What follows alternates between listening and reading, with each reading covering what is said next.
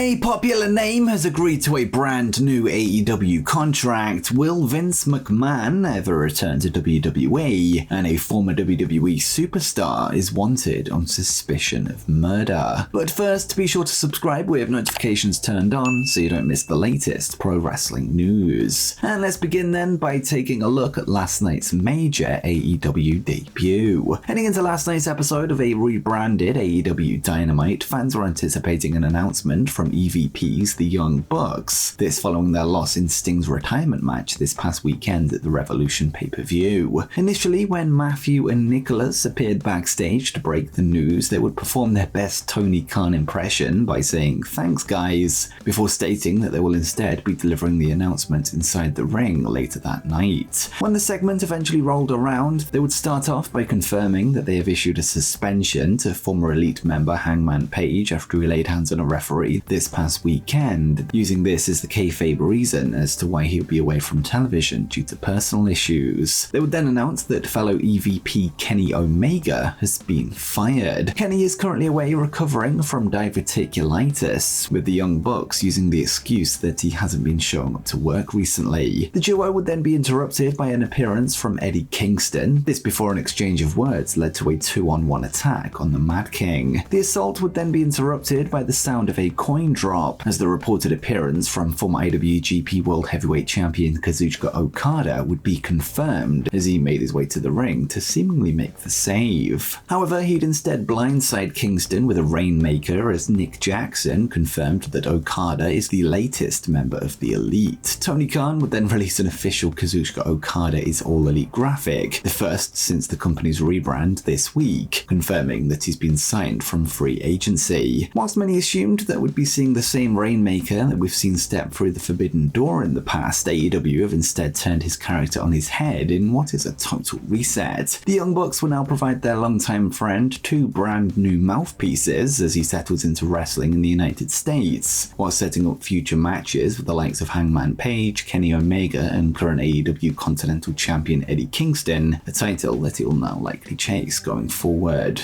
And next, a top AEW star is putting his life in danger. Elsewhere on Dynamite, we would hear from Darby Allin for the first time since Sting's retirement match, where he would team with the Icon to defeat the Bucks at Revolution. Allin would address the crowd ahead of his match with Switchblade Jay White next week on AEW Dynamite Big Business, and more importantly, before his upcoming climb of Mount Everest at the end of the month. In an emotional promo, Darby would thank the fans for their support to get him to where he is today, from living homeless on the streets 15 minutes away from last night's venue in Atlanta to being part of Sting's last match 5 years later. Allin would then say that next week could be his last match too, as there's no guarantees that he'll return from Everest alive, which in reality is a very real possibility given the challenge ahead and the dangers surrounding it. He'd then be face to face with Jay White as he asked for Bullet Club Gold to stay in the back for the match so he can fight Switchblade one-on-one. In regard to the Everest comments, one positive from the situation is that Darby will be accompanied by a television crew to document the climb, something that you can assume will be partnered with an expert crew and medical team, making the journey a little bit more safer than usual. With that said, the risk is still very much real, with there being many dangers ahead for the young star. The Hindu writes of why climbing Mount Everest is so dangerous, and they say, "The dangers faced by climbers pushing for the summit of Mount Everest are vast. These include the risk of avalanche, falling rocks/ice, danger when crossing the Khumbu icefall, hypothermia from exposure to extreme colds, falls, severe fatigue and exhaustion, and illness associated with extremely low oxygen." I think I can speak for most fans when I say that I'd probably prefer Darby not to climb Everest, but given that he's likely not going to back out now, let's hope he is successful in his goal and makes it home safely.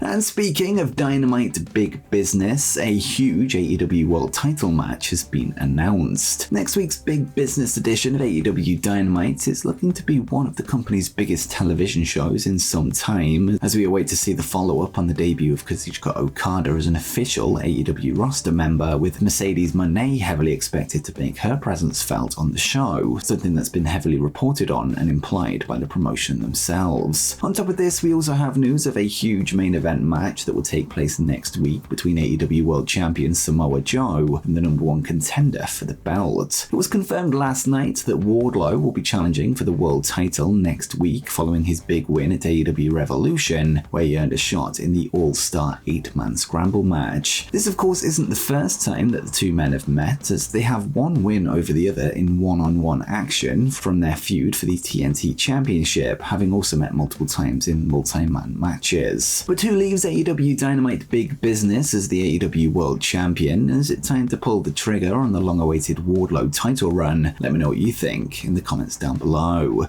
Next up, could this AEW star be set to leave the company? In recent times, we've seen many stars exit All Elite Wrestling following the expiration of their contracts, with the likes of Jade Cargill, Shawn Spears and Brian Pillman Jr., all later making the jump to WWE, with the same going for CM Punk, albeit under entirely different circumstances. It appears that another AEW star could be heading towards a departure from the company, as a fresh report from Fightful Select has revealed that Matt Hardy's contract is set to expire this month. The report also claims that Jeff Hardy's deal would have been up at the same time had it not been for injuries and inactivity, and they would write, Fightful has learned that former WWE, WCW, TNA, ROH World Tag Team Champion Matt Hardy's current contract with AEW is set to expire in March. Hardy was brought in March 2020, where he was signed to a contract. Originally, we were told Jeff Hardy's AEW deal was set to match up to Matt's deal as far as length, but injuries and inactivity led to that no longer being the case, and there's time added to the deal.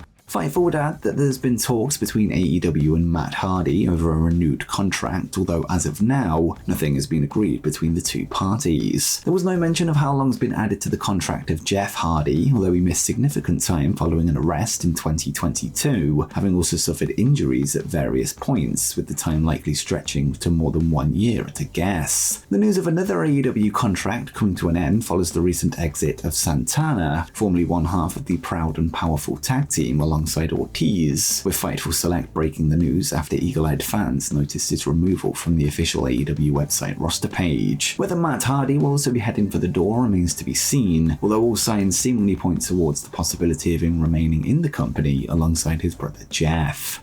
And speaking of contracts, a popular name has agreed to a brand new AEW deal. Over recent months, speculation has mounted regarding the future of longtime commentator Jim Ross, who is currently signed to All Elite Wrestling. Despite his contract coming up to an end on February 14th, 2024, he's continued to appear on broadcasts, with him now revealing that he's signed a new deal. According to Jim, on his Grilling JR podcast, he and Tony Khan were able to agree new terms, and he would say, we wrote a completely new deal, no extension, new contract, and it was probably the quickest, easiest negotiation that I've ever done in my career, 50 years. And that's all because of Tony Khan's commitment to me as a broadcaster, and he's always been a fan of my work, which it really helps your cause when your boss is a fan of your work. JR would then reveal the length of his new contract and added, I think we're down for another year. Okay, all right. That's plenty. That's plenty. I'm happy with it. The negotiations, as I said, were smooth and quick. Tony Khan stepped up. Term-wise, financial package-wise, everything was to my liking.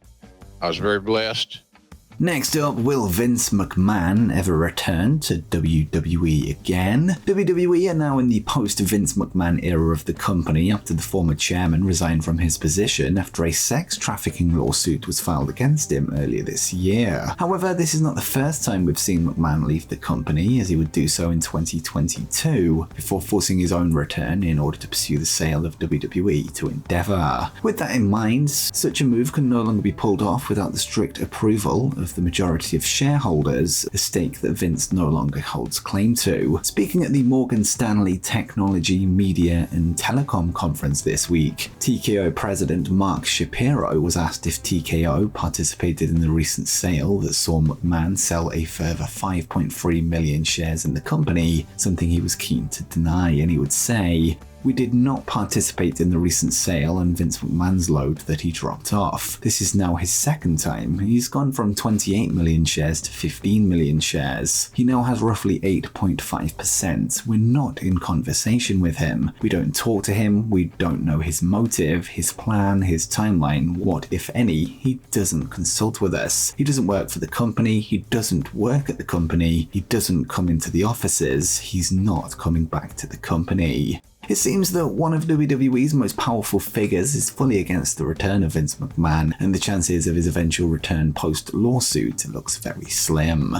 Next up, a former WWE superstar is wanted on suspicion of murder. The Tough Enough WWE reality show would see many contestants go on to become WWE superstars on the main roster. However, the show also featured names that never made it to the big time. One of those hopefuls was Daniel Rodimer, who would go on to earn a WWE developmental contract in 2006, before being assigned to Ohio Valley Wrestling and later Florida Championship Wrestling before being released. However, news is now coming out of Las Vegas that the wrestler turned politician is now wanted on suspicion of murder. According to the police statement, suspicious death now being investigated as a homicide. Through the course of the investigation, homicide detectives were able to identify 45-year-old Daniel Rodimer as the suspect in this case. On March 6, 2024, an arrest warrant was issued for Rodimer on the charge of open murder. On October 29, 2023, medical personnel responded to a call for service regarding a male, later identified as 47-year-old Christopher Tapp, suffering injuries as a result of a purported accident. Tapp was transported to hospital and was later pronounced deceased. Through the course of the suspicious death investigation, LVMPD homicide detectives have learned Tapp was in an altercation inside a room at a resort before being located and transported to the hospital. The Clark County Coroner's Office has since ruled Tapp's death a homicide as a result of blunt force trauma to the head.